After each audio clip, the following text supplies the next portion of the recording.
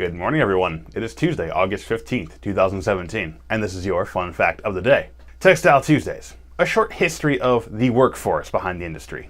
In America, United States, by 1900, 92% of all textile workers lived in mill villages. Fewer than 7% had anything close to what you could be called more than just a privy, basically a one-room hovel to just exist in when you weren't working.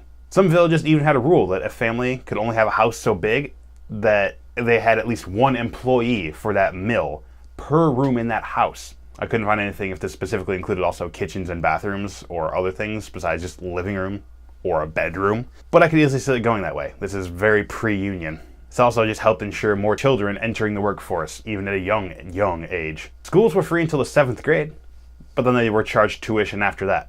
Between 1880 and about 1910, approximately one out of every 4 people working in textiles was under the age of 16, having usually entered the mills full-time by the age of 12.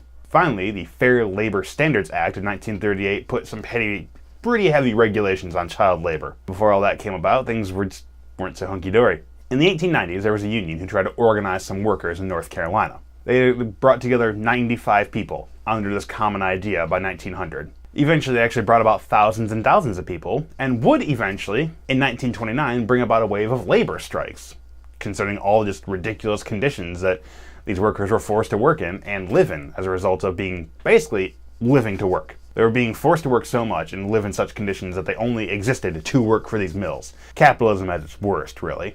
Basically slave labor, but legal. Thousands of mill workers walked out and went on strike, despite threats, despite intimidation, despite even a murder of one of these strike's organizers, Ella Mae Wiggins. Poor woman. Trouble was, these workers lived in such poverty conditions that hunger forced most of them back, and they were only able to successfully bring about a few minor changes from the mill runners.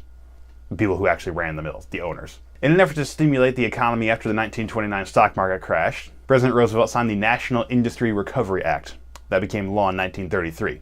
Now, under this, a cotton textile board was established to establish a code of fair competition in the industry, limiting some destruction of workers and property, some price regulation, some regulations preventing overproduction, basically it's working your workers to death, and guaranteed everybody who worked in the mill a minimum wage. Unfortunately, capitalism again, this board was controlled by mill owners, who used the minimum wage as the maximum wage, and laid off even more workers.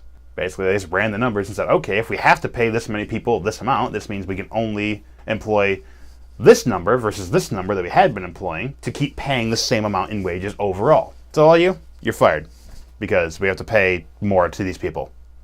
Tough. The 1934 general textile strike led to an eventual abandonment of the mill village system, thankfully. 20,000 Alabama workers walked out of the job, demanding a minimum of $12 for a 30-hour work week. Now, for a bit of comparison, remember that Ford, from several semesters ago, I covered their history, Ford Motor Company, actually started in 1902 and was paying their workers the $5 workday by 1920s. So in 1934, more than 10 years after a $5 workday has been established as a common practice in some businesses, these workers walked out of their job demanding at least $12 a week for 30 hours of work. Not really fair at all. The strike that also walked out also demanded reinstatement of the union members who were fired because they were part of the union. The unrest spread, and when the United Textile Workers called for a general strike across the nation, enough had been had. 400,000 workers walked out of the job, making it the largest labor strike in U.S. history. Governors of North Carolina, South Carolina, and Georgia all called out local militias to help control the strikes. This one also kind of backfired because financial need forced many of the workers back. In less than 3 weeks, most of the workers were back at their jobs, and many of those who led the strikes were either blacklisted or fired. So once again, capitalism, the mill owners, wanting to make the most money they possibly can, were forcing their workers to work ridiculous hours, in ridiculous conditions, with ridiculous living conditions, with low education, with low wages, beyond fair low wages.